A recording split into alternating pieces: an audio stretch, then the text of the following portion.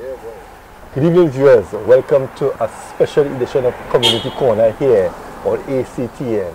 And we are in the community of Cedar Hill Road in Claxton Bay.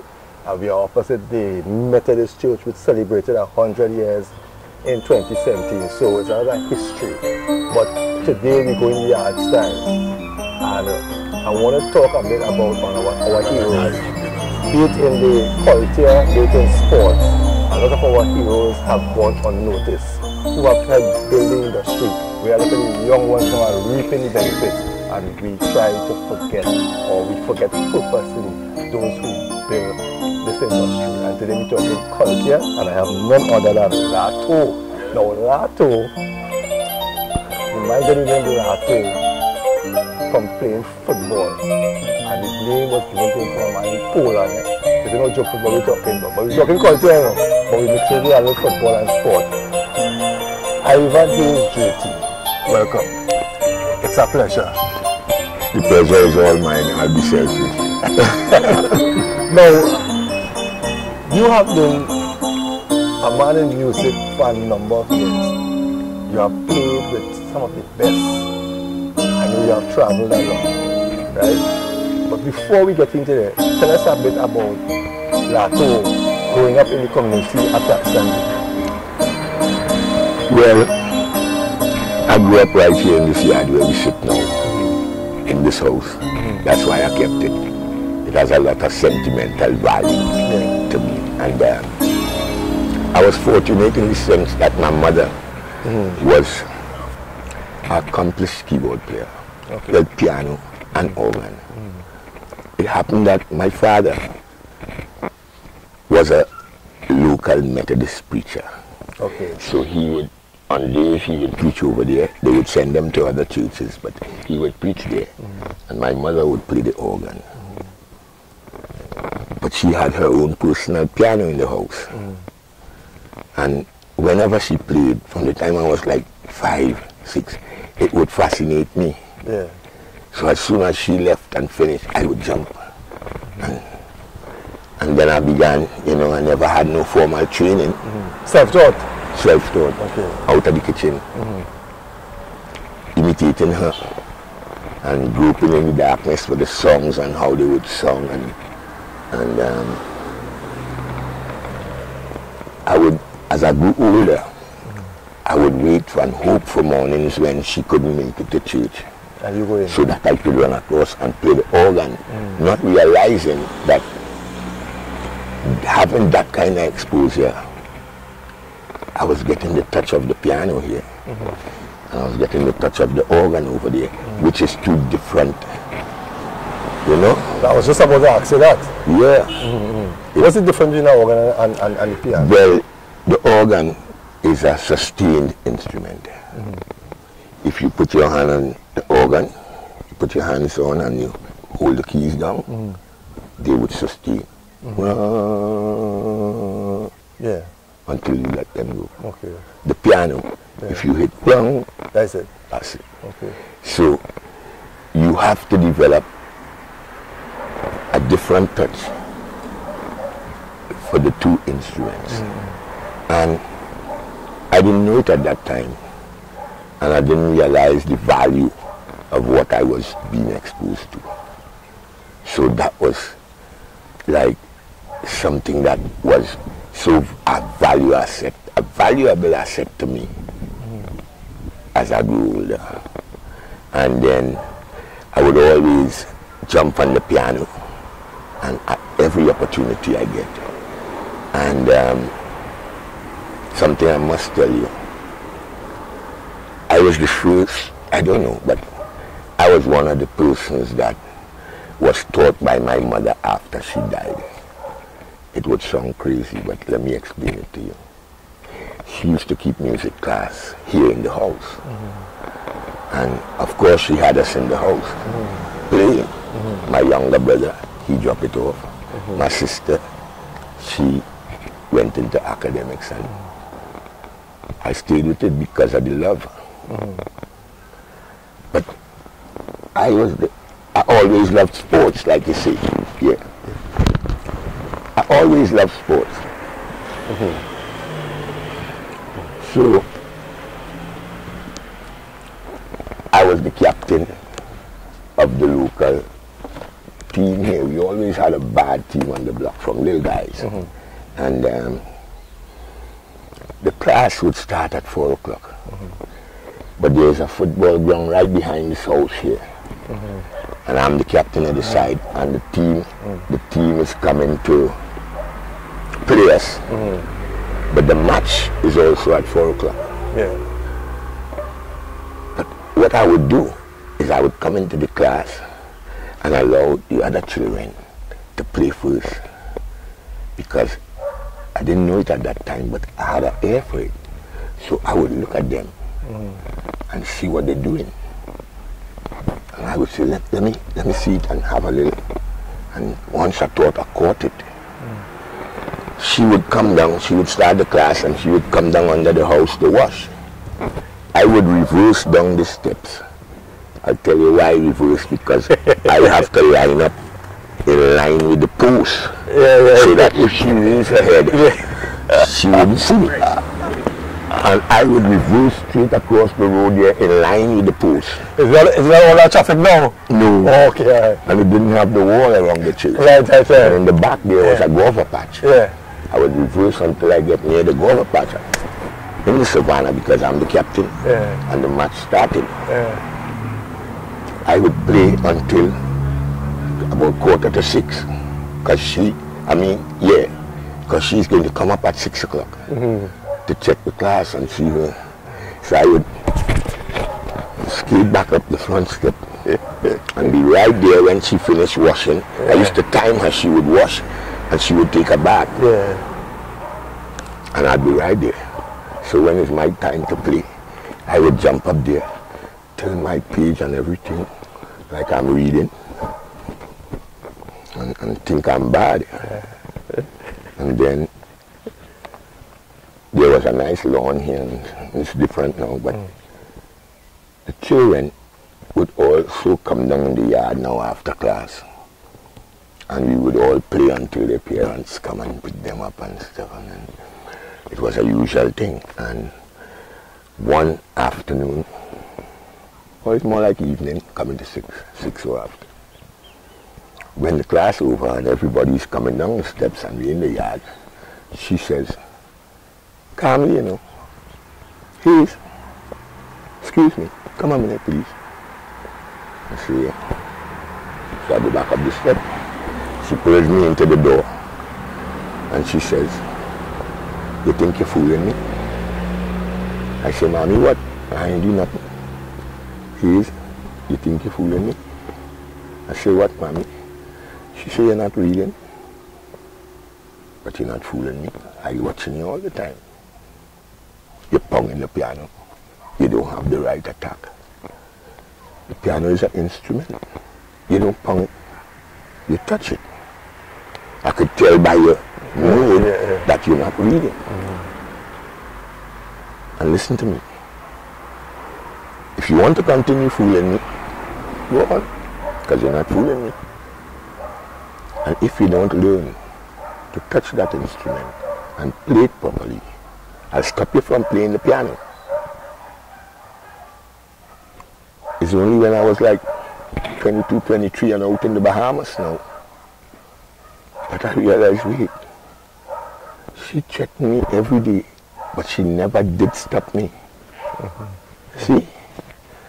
And she told me, if you don't listen to what I'm telling you, one day you're going to live to regret it. Didn't take her on because I keep. And there was this guy, God rest his soul, unfortunately we buried him last week Thursday. He was a conga player in the band in Marbella called Silhouettes Combo.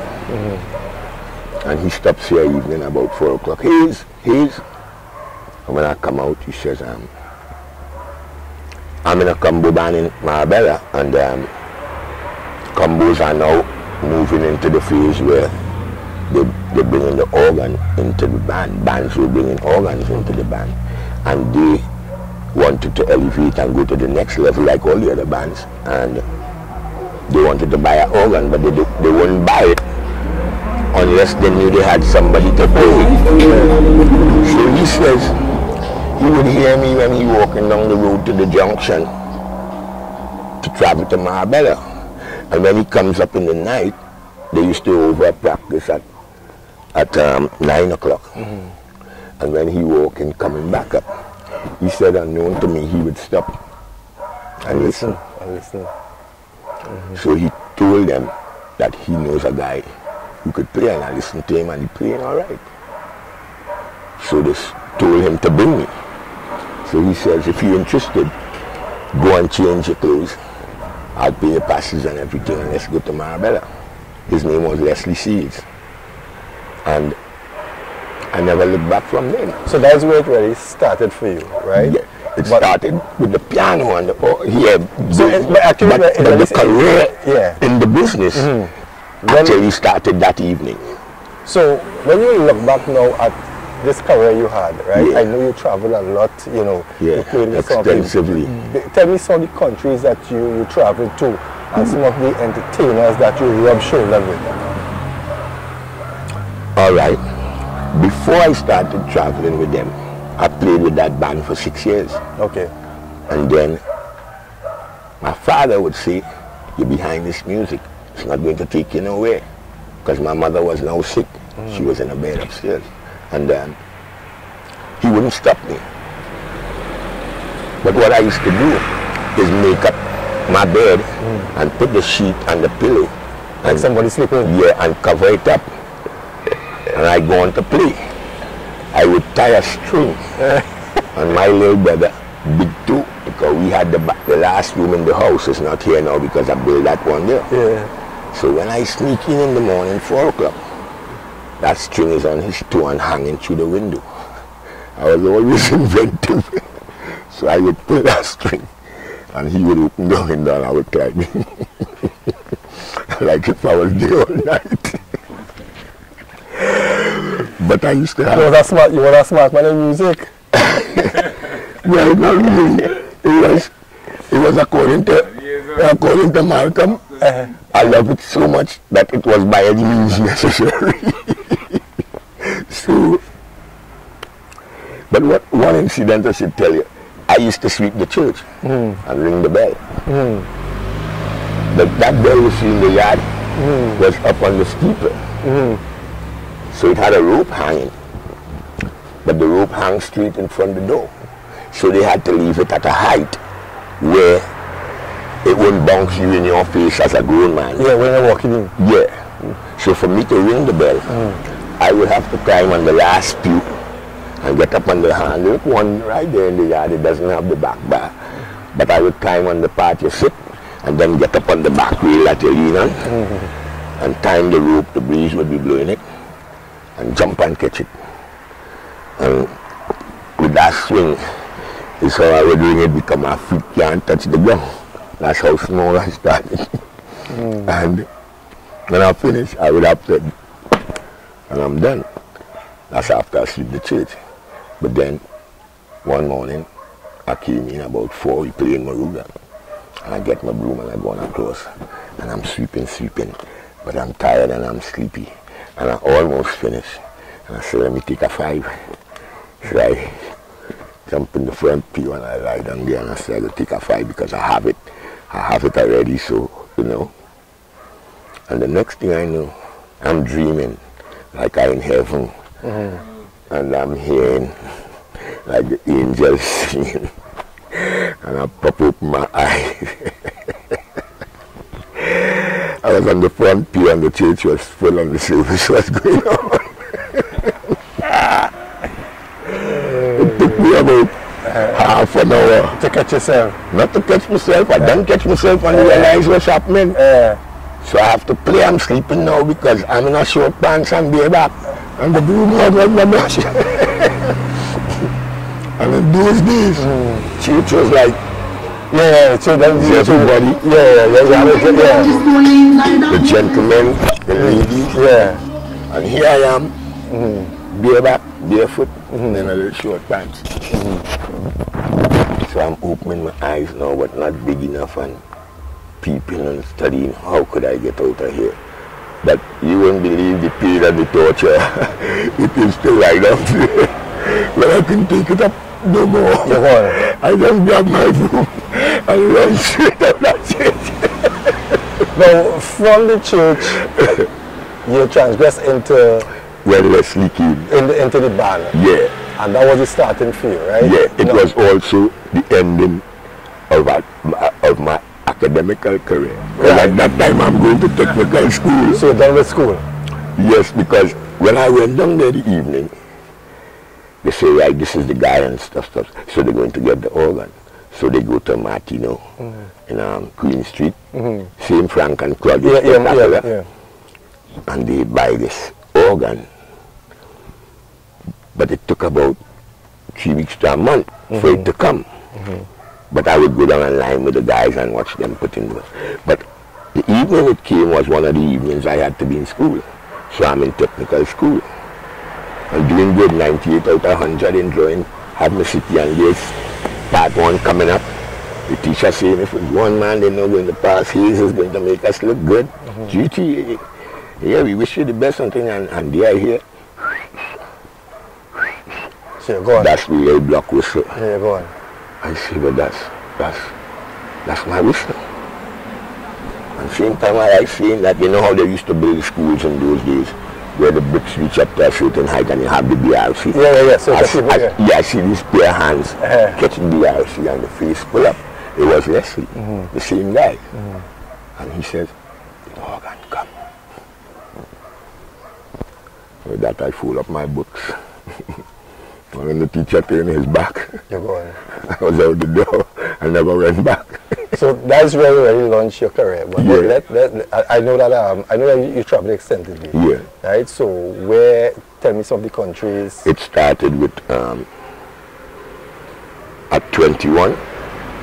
My heart break because my father saying you're not doing anything, and then the place was put on mortgage, and when the letter came and I saw it, I said, you know, I got to do something about this, because you won't believe the thought that came to my head. The letter was saying that if some form of payment is not made in a month time, the place will be put up for auction. And I walk into the gallery and I look up at the tambran tree and I see you can afford for one day, wherever I'm coming from, to have to come and ask a man for some tambran. I say, no boy, not offer my tree. I have to do something. So fortunately I had a bigger brother who is still in the Bahamas. Linton Mark was sending men to build a refinery, and he went up as a crane driver. So I wrote him and I told him, look, this is the situation, and if you send a ticket, I could do some help. So he did send the ticket on my birthday, my 21st birthday. So that was my first out, and I reached the Bahamas, and I'm working in the refinery. But I met a friend in the refinery who says, man, you are a little youth, your mother's milk still in your face, and what could you do? I said, boy, I never do this kind of thing, boy. When I home, look at my hands. I have keyboard man, boy, I play organ, and he looking at me, and look at the little spunky, you know, and he never said anything. One Friday night, when we finished working, he said, let's go night clubbing. And he picked me up, and we went to the club. When I walked in that club there in the Bahamas, I was like, this is what a club is about. It's a whole different thing to me. And he went secretly. He took me to that club after I realized his brother was the bass player in the band. So he left. He said, what you drinking? I said, what you drink? He said, I drink Tom Collins. I didn't know the hell it was. I said, we gonna be friends, that's my drink, I'll have one too. So, he brought one, because in Trinidad at that time, was the man half hour, look and 2 cokes. I didn't know what the hell a Tom Collins is. Up to now, I don't know how it composed. So, anyway, we drank that one, and then he goes to the bandstand, and he comes back, okay, good evening, Nicole. And he says, have another one. I said, no, I'm all right with this one. He said, no, have it, you're going to need it. And the next thing I know, the whole club goes black. And, well, that level was out there. And the little pin light is on my table.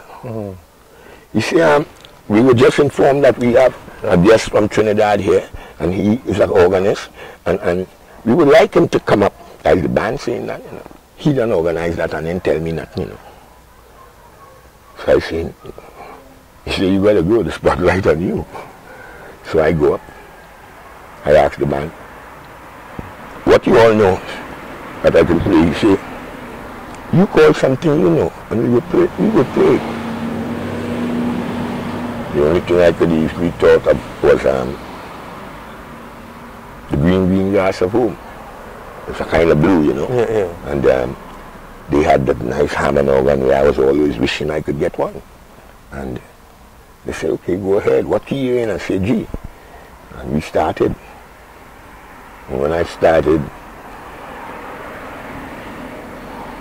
the club got quiet. And the musicians started to look around, and they started to play because they're looking at me now and smiling, and so I get comfortable and I get into it. I could have that because I used to be listening to Booker T. Jones, Monty Williams from Casanovas. They were my idols in the time, my role models, you know. And so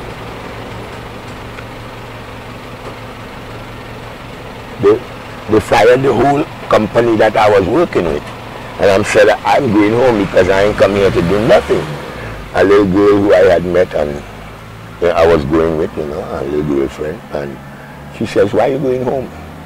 I said, because I ain't come here to beg for nothing.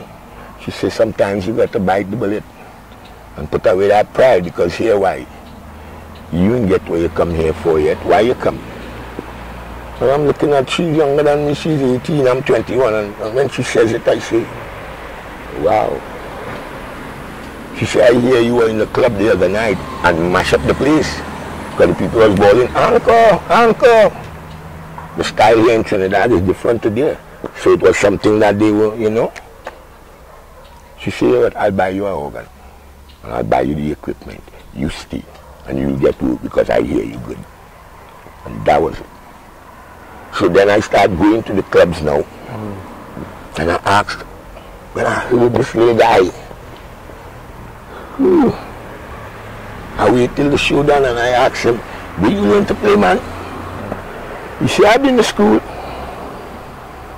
Next time I heard a band, I asked the next guy, do you learn to play that? I've been to school. Boom. Mommy boy. If you don't learn it right, you'll regret it. Okay. I've been to school. I don't have the time to go to school. I came here to save my property. See? You know what I did? I started going to the record store. Because the third guy I asked, he said, I've been to Berkeley. I didn't know what was Berkeley. I went now and asked the guitar player who's jam with, where's Berkeley, boy? He said, Chini, you use trouble, you know. You now come here and you don't know about Berkeley already, you going to be something else, you know. Just say, you know. So I say, okay, you tell me Berkeley is the kind of like a university for music in Boston. Yeah. I started going to the record store now and looking for the albums. Usually I buy in a record, I know which one I want, I run in, give me so and and gone. Now I start looking at the back for the credits, and I would see ETS Berkeley, the keyboard player. Keyboards by so 8 years Berkeley. Give me that. Look for another one. The fellow who playing with Miles Davis, the guy who played with Count Basie and Duke Ellington and them. And you see me, them guys do how many years Berkeley? Give me that. And I go home and I start to listen to them. It was too late for me to go to school, or to go back to the correct fingering and formation of the chords and stuff. So I say, look, you know what? That wrong styling and wrong everything out of the kitchen that you hear because they say you're not good in Trinidad.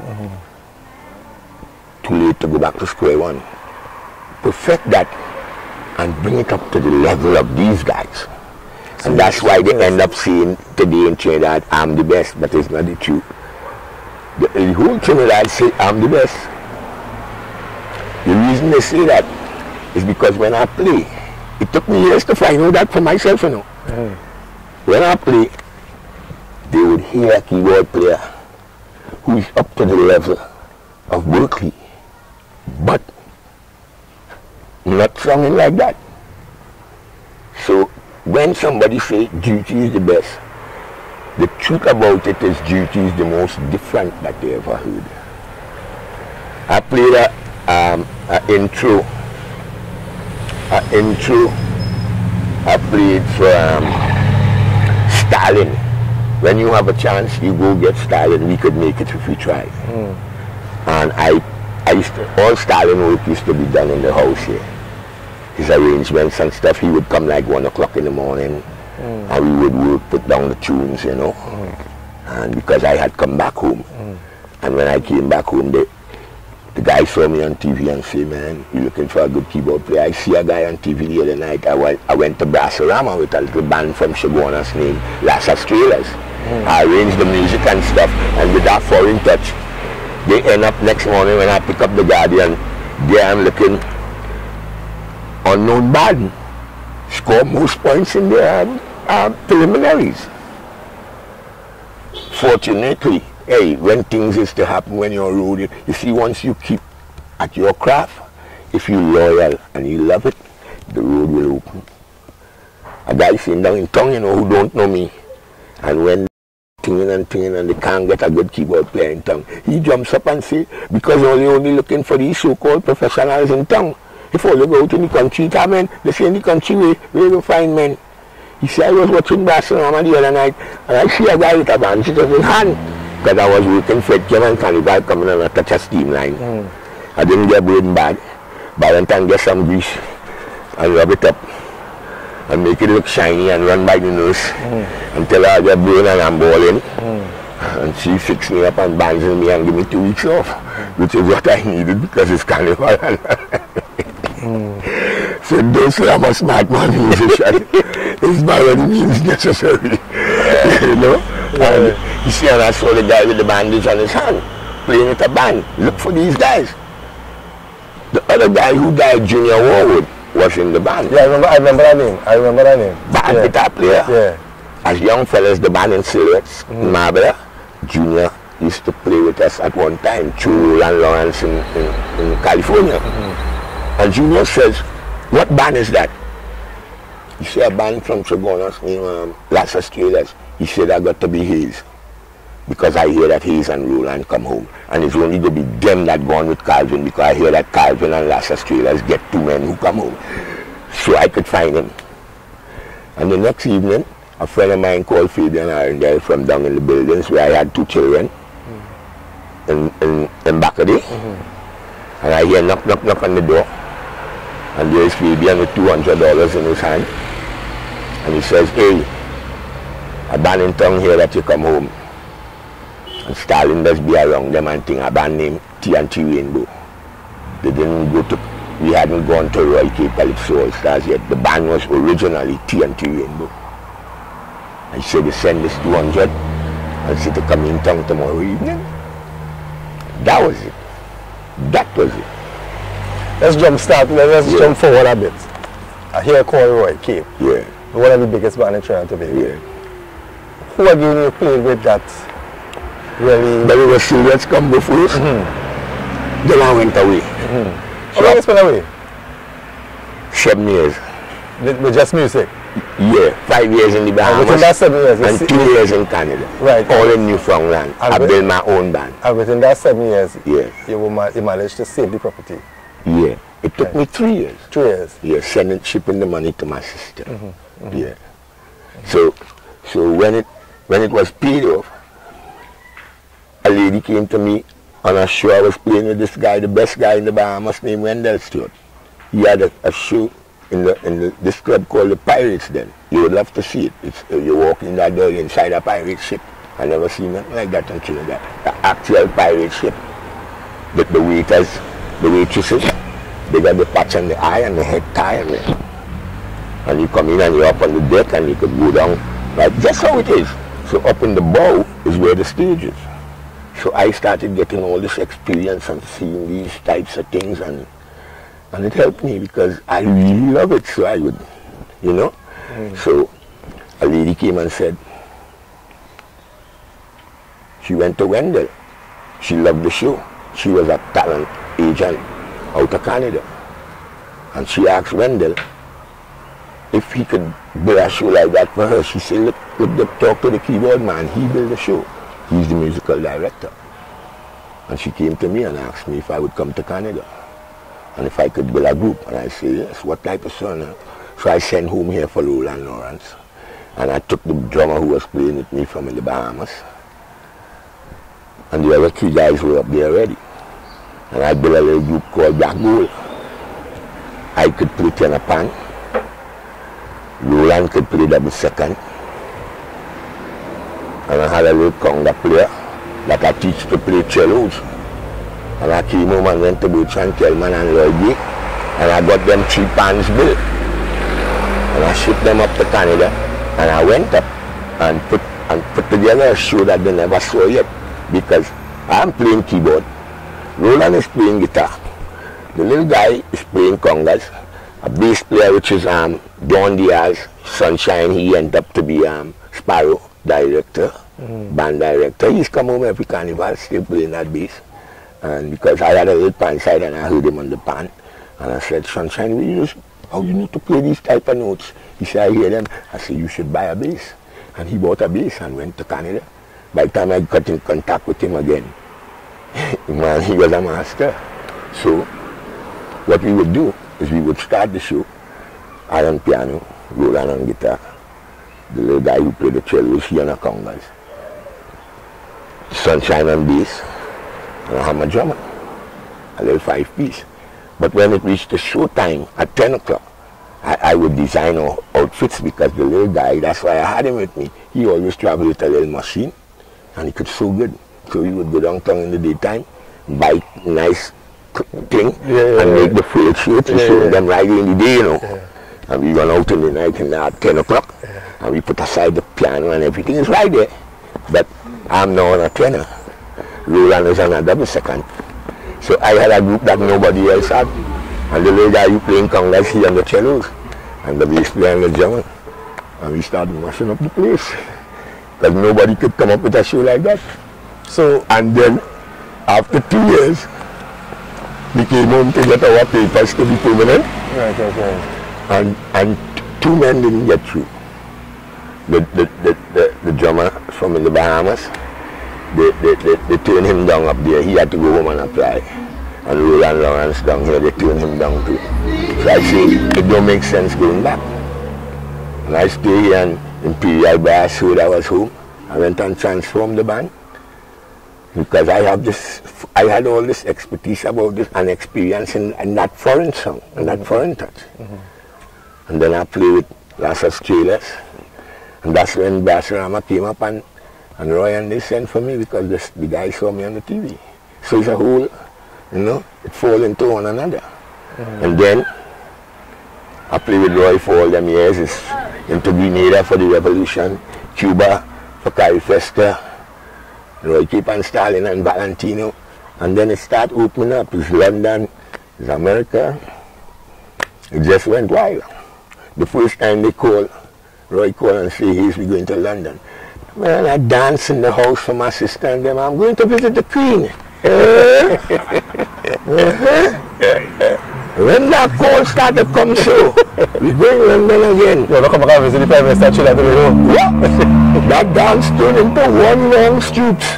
Oh God, but that 12 hours of budget I did, but you understand? And so I went on, I played for what, 16 or 18 years with Roy. Yeah. So when you look back, music has been good to you. Very good. Right? I mean, well, good in the sense that, hey man, if you really love it, in Trinidad, to stay with music, you have 5 things you have to do. Love it, love it, love it, love it, and then love it again. Otherwise you ain't going to break it. Seriously, no? So when you look back at your career, really, it started from your mother. Yeah. It started into the church. Yeah. And going in. Now into Marbella. Right. Now in your twilight career, when you sit down now, how do you reflect on your musical career? Hey man, I've been fortunate that musical career has given me a life that 8 millionaires can afford. You understand? The places I have seen, I've been to the WOMAD Festival, one of the biggest in the world, and you learn history and stuff at the same time. Because by going there to play on the beach in Cornwall, I realized what that festival is about. That's where the Vikings landed. You don't want to be on that stage and watch Blue Boy and Marvin and Nigel mash up 45,000 people. And little white guys who live near the beach, where they do have to come in, because they over the fence, but the beach is like on the side of the mountains, in Cornwall and Wales. And they would sit in the home, in the gallery, and see the show for free. Some of them living right in line with the stage. Them guys come down to the fence and say, man, who you all? We see this every year. We never see nothing like this. Yeah. So it's all that I have behind me. The South Sea Festival, the Helsinki Jazz Festival in Finland, and you know it is to go and shake Castro's hand and hear Castro say, who's the keyboard player? My favorite instrument is guitar. But this guy, I want to meet him. I've been there, come to the hotel room. Same thing in Grenada, Bishop. While we're in there, Peter Tosh is in there because we went to cool down the people after the revolution. 3 days after the revolution, we in Grenada. That's an experience you would like to see. Each man in the band has a soldier assigned to him, you know. Anywhere I move, a man with a AK move with me, you know.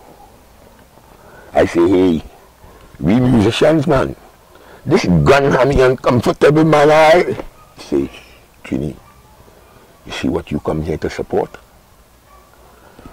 Whether you believe it or not, it have here who against that. And if they get the chance, they would hurt you. So get accustomed to this gun. Well, that kind of experience music could give you. So now, what is Lotto? Now, we didn't talk much about the football career. Because that could be far different in that. Right. But it was a little team from here called Piranhas. Right. Piranha, or say Ita people. Of course. We hold police and army on the ground down there by cement. Because our inspector from the police used to live around here named Henry Blackett. And he would bring down police because he see how the team running. Everybody in here would support that team. So he would bring police who is in the first division to get warm-up matches before the league start in town. Are we beating them? Oh, we will hit police too and send them back in town. That's the only time we could have beat police and they get arrested. And they get arrested. And there was a sergeant inside here. His name was Charles. They call him Charles. Charlo. He died, unfortunately. Both of them guys died. And he would bring army to do the same thing. And we would hold on to army and put you on them and send them back down. That's how bad that little side was. Now, when how do you give back now? Now, with all this knowledge and all this music that you have gathered? I helped anybody I could once they wanted. Are you still involved with the church right now? Of course. I have my mics and stuff because, you know, I have my system and stuff inside. I have my own group and stuff. He has the studio, recording studio, and we go together. And so I have my own equipment. I would go across every Sunday morning. Up to this morning, I carry across my keyboard and play for the service. And on Thursday evenings, I have a class. Anywhere you go in the country, our music lessons is $100. I give the children for $10, an hour and a half, 5:30 to 7, and teach. You would love to hear some of my little students. And sometimes I find myself all in back of New Grant and thing in our Indian band room because the fella used to play cricket with us here. And he tell me he had the band and he say, man, I hear about you, Hayes, with Royal Cape and stuff. And I would go up, help them out, show the keyboard player, you know. It's joy doing that, man. When you look back, any regrets? None. The other day I was sitting down when I had my birthday, 69, and I was reflecting, and I get trouble to find regrets. You understand? Not that everything Was perfect. Was perfect, you know. But if you really understand life and you learn about really being contented, you will leave very little room for regrets in your life. Look at this man. That was from the football. And when it happened, I'm in Ward 4. Can't move. Hang up. Royal them in trouble because it happened Wednesday evening and they have a show Friday. That showed me the importance of what my mother taught me. You know where they got a man to play that show? They sent to Barbados for Fortuny Rees' son. That's why when we on tour, I would run the band. Not a man would leave that hotel to go out for anything unless Durity there. Because you see, I had lived outside before, and then Stalin and Roy realized, hey man, this man, he know it. You know, anything needed, they would send me. Then I say, you know what? If in Trinidad, which is the land of steel band and calypso, and I as the keyboard player damaged my foot, and they had to send Barbados for a man. Imagine you in Denmark and the bassman going down the road and then come back. See? That started to show me the importance of the Stalin. I learned a lot of things from Stalin.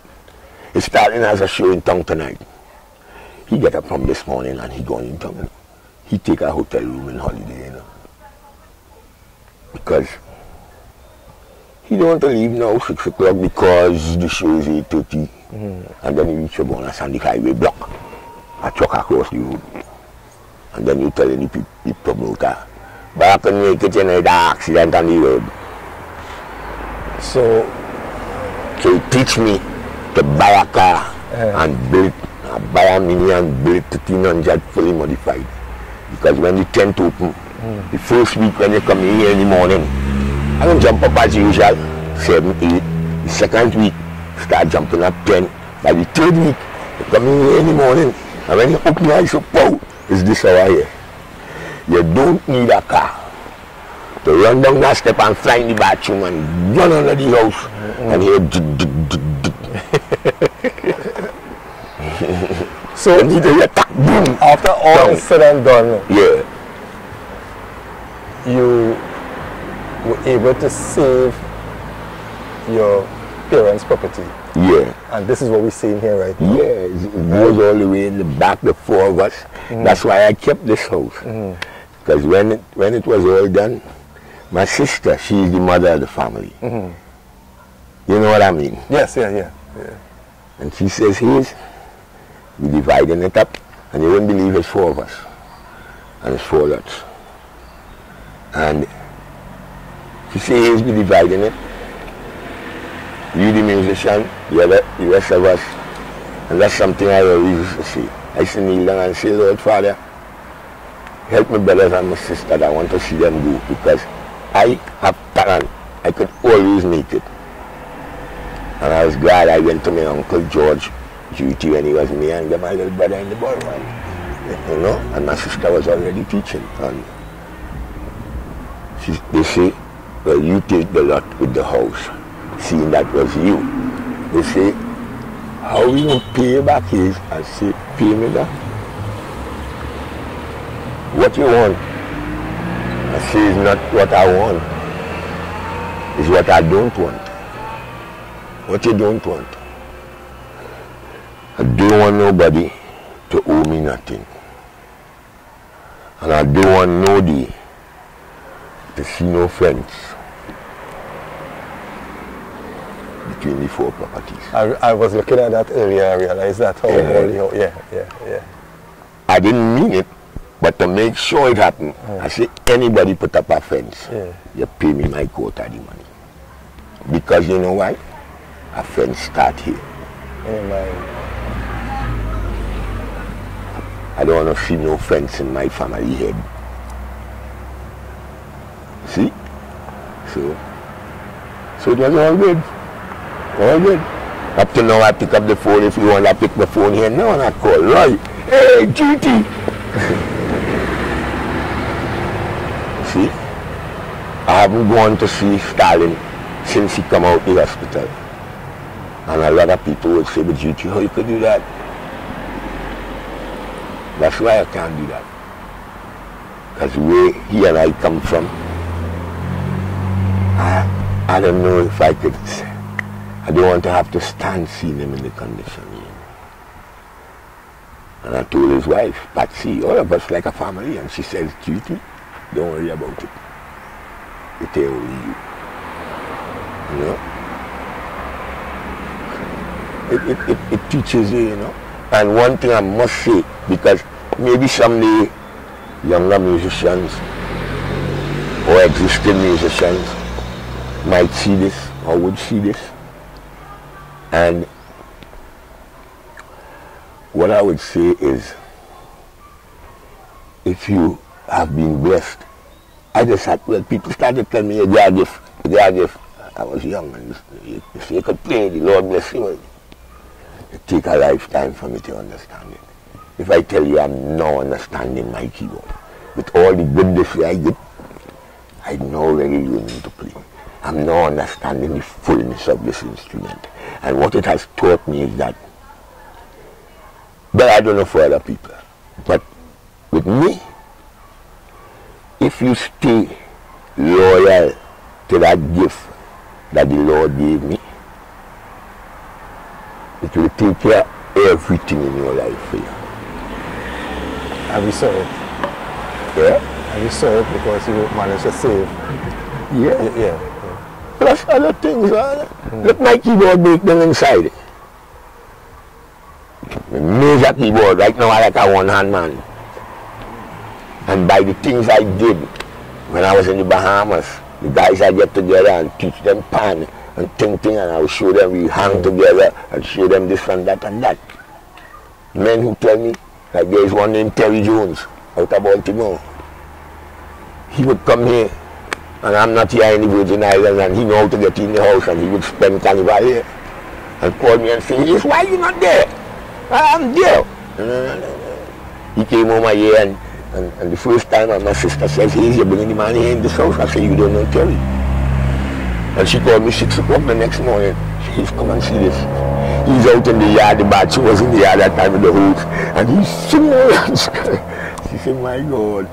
The next year he came back, the house was finished. So we fixed up upstairs, nice for him. Yeah, he come here. Well, I tied up the suitcase and things, she gave me a sheet to put on the bed. And by the time I finished putting the bed, and I looked down by the door, I said, Terry, the room ready. Terry. I see the suitcase. Here's a, call Terry. Here's a, but he's up there with you. Because she downstairs in the living room. I said, no, he's up here. When I come down to look, he inside the room.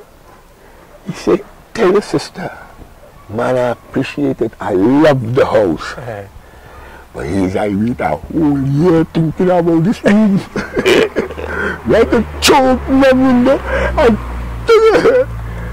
And she was right back in here. You know, so. Lato. Yeah. Mr. Durity, I want to take this opportunity to thank you for this time. I know we ain't really even touched the surface yet. No, it's all right. But we have a lot more to talk about. Yeah, I want to thank you. I want to thank you especially for what you're doing for the young people in the church. Okay. Right? Because you were given a talent. And a lot of us have talent and we just go with all this talent and we never share it. Well, on that note, I wrote a verse of a song. Was the last verse.